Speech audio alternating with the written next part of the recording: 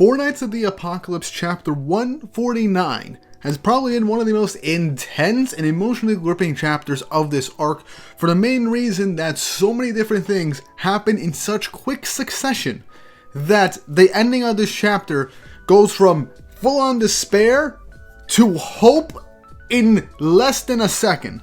And I'm all here for it, because not only is next week going to be chapter 150, we're going to get a color page and all that and a color spread, but we might actually get the true inheritor of the Fairy King's throne and a new wielder of the power of disaster. Also, Worlde, the White Knight, kind of did what I was expecting her to do to the Cayenne kids in a relatively well done action sequence. But I'm kind of rambling. Let's get right into this amazing chapter. But before we jump into things, don't forget to like, subscribe, and hit the notification bell for updates on future videos. Really helps, and it shows you guys enjoy the content I make here on the channel and shows you want to see more. I just hit 17,000 subscribers, and I am hoping, if all goes well, to hit 20k by the end of this month. So let's get us there, because if that's true, that's another huge milestone in such a short time. With that out of the way, let's get right into it. Chapter 149 of Four Knights of the Apocalypse, titled Overwhelmed. Cover image is literally just Worlde's arm. That's it. But the chapter begins back with Myrtle, Nasiens, and Tiore as they are having a discussion about wanting basically Diane and King to hurry up so they can be let out of Pollen Garden, as Myrtle is coughing and wheezing like crazy due to him not being well suited to the fairy realm and him not having the drugs that he needs in order to keep his symptoms down. And Nasiens is just like, he's suffering right in front of me, what kind of a doctor am I? But Myrtle goes on to say, brainwashed or not, I did a terrible thing. Or, really, I've treated you horribly since you came here. And now I've even tried to kill you. I have no idea how to apologize to you, but for now, sorry, Nasiens. Nasiens says, don't worry about it. I don't mind as long as you say you're sorry to Tiore, as she really adores him and looks up to him. And I like how Tiore is just being like, no I don't. She really looks up to her older brother, and I kind of like that, and she's kind of embarrassed by it. But Myrtle says, I tried to hurt you. I'm an awful brother. But will you forgive me? Tiore says, you're asking me that? Well, I will if you make up with Nasiens. And Myrtle's just like, yeah, sure. I mean, he already apologized, so all's well that ends well. And I just like that little smirk that Tiore gives off in this instance. It's kind of wholesome. She basically has her two big brothers essentially making up. But they're stating how they're worried about Sixtus' magic force just fading out all of a sudden. And they hope it's not bad news. As in a brief panel, we see them hearing something coming off in the background as Diane, holding King, rushes by them, telling them to just wait a little bit longer. They gotta go bail out Sixtus right now. And Diane, holding Gideon, just rushes past everybody. And Tiore says, wait, was that Dad on Mom's shoulder? And Myrtle says, yeah, she went by too fast for me to see, seems like it. But if something happens to Sixtus, what would I ever do? And Nasiens thinks back to the day Percival died and says, I don't want anyone else to have to deal with the things I've had to, as he clenches his fist. As in the next page, Pollen Garden is undone. Now, this is most likely because of King's magic force, but this could tie into something else at the end of the chapter, which I'll get into when I get into that point. And yeah, Pollen Garden is gone, and now everyone's getting ready to just go off to the throne room to go help Sixtus. We cut back to King and Diane as they're running towards the throne room as King senses Pollen Garden disappearing. So obviously this wasn't King doing so. He states that it's probably because he lacks the magical power to keep Pollen Garden open. And as it stands, he can't transform his spirit spear on the fly. Just one form is all he can do. So literally this is a weaker King in a sense, to the King at the start of 7 Deadly Sins. Because when King was in 7 Deadly Sins, yeah, he only had the limit of one form at a time, but he could switch it on the fly in an instant. That is a huge nerf. He might have this, some strength, but the fact that him being able to utilize the Spirit Spear at its lowest capability at this instant shows just how prepared the Chaos Knights were. And King even goes on to say, imagine so eagerly abandoning your life just to seal away my magic power. These Camelot people are more of a hazard than I thought. They fully acknowledging that he underestimated the Chaos Knights and that in this instance, he paid for it. But Diane tells him that's alright, as the two of them are on the case. And so now they're on their way to the throne room. We cut back to Worlde taking on the rest of the Cayenne kids, as she then smirks, her helmet in the background levitates and spins up.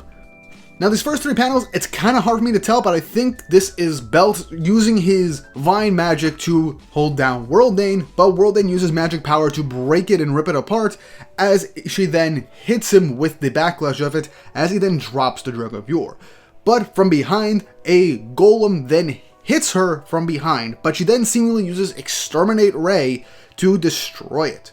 As in that instance, it not only destroyed the golem, but it also hit Zana towards her throat, more so in her chest, and as Pau and Ziliana try to lunge onto her, Worlde does the coolest thing. She uses her power to spin her helmet around and slice open their guts, knocking them back. And that is kind of freaking brutal, as she just gently grabs not only the drug from falling in the sky, grabs it, but she replaces her helmet on her head as she is just standing there as all of the Cayenne kids are just laying down on the ground, beaten and bloodied. Some of them ripped open, with Sixus still having a hole in his chest, Zana having a hole in her chest, as blood rains down. She didn't even freaking move, which is insane. That it just shows how much level of power she has in her instance. And again, I like how post time skip we're really getting to see how much of a threat the perils truly are. Worlde floats up into the air and says, "Let me dispatch you all at once. You're all family after all." As everyone is just barely clinging on, and Sixtus bleeding out, senses magic. As Worlde as well, and I like the little touch that their blood is still on her helmet. Worlde says, "Oh dear Harlequin, the hero is finally here. Looks like my test subject did his job." As Diane is just charging forward to the throne room. As in the next page, Diane with all of her force tells King to go, as she just lunges and throws King square into the air, flying right past Worlde and right behind her. As everyone says, "Was that Sixtus? No, this magic power, it's Dad." So yeah, it seems obvious that they haven't seen King in his original form, but don't got time for that, as King calls out the Spirit Sphere chastyfall to unleash its first form, as he lunges the Spirit Spear right at Worlde, saying, "The spear I will use to protect my beloved family. Try to dodge this if you can." And she doesn't. She redirects the Spirit Spear. She uses a spell called Bend Room, which bends the space around her, and the chastyfall literally just moves away from Worlde, goes around Worlde, and not only that, but where it's heading, it's going to do the opposite of the King's family, as she says. It's heading to where Myrtle, Tiore, and Nasiens are as they're running. And King is in utter shock and is pleading with Chastyfold to just stop. But it doesn't seem the spear is able to or is listening to him. As in this instance, Sixtus tries to call on the sacred tree to give him just a bit more power. Enough power to control the Spirit Spear. But no, the Spirit Spear is not going away. And as Sixtus drops his arm, all of a sudden a pair of hands appear right in front of Chastyfall, as everyone is in shock. As in the final page of the chapter, we see Nasiens has stopped Chastyfall in its tracks, ending the chapter. So, seemingly Nasiens can use Chastyfall. That's kind of freaking wild, if I'm being honest with you. But this literally confirms a lot of people's theories that I will wholeheartedly admit to about Nasiens getting some sort of spirit weapon, similar to Chastyfall. And I was on board with that, but I didn't expect him to actually be able to control Chastyfall itself. But that's not only it. To be able to control Chastyfall and to utilize the Spirit Spear, you need to have inherited the power of disaster, the power of the Fairy King. And if that's true, Nasiens might have awakened to a latent magical ability that was disaster. Perhaps his poison mixing magic was just an early or weakened edition of disaster that only worked with poisons, and maybe now it's much more powerful to the extent that now he can control the Spirit Spear. And with this section of the story, this shows that Nasiens, not only being the first-born child of King Diane, he seems to be the next in line for the throne if that's the case.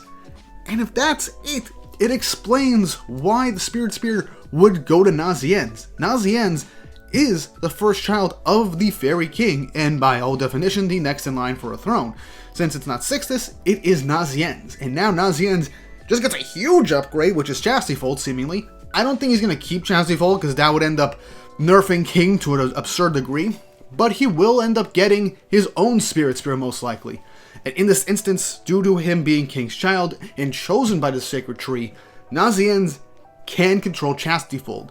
So in this instance, Nasiens is probably going to fight off Worlde now.